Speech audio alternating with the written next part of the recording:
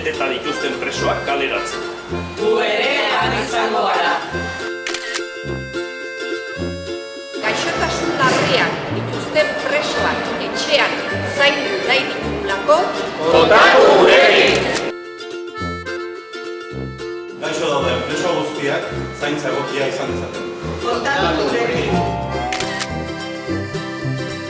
Espainiar estatuan bizi osorako ezarrita duen zigorra kentzeko eta zigorra betzen duten espetxeratuak kanporatzeko Gu ere han izango gara.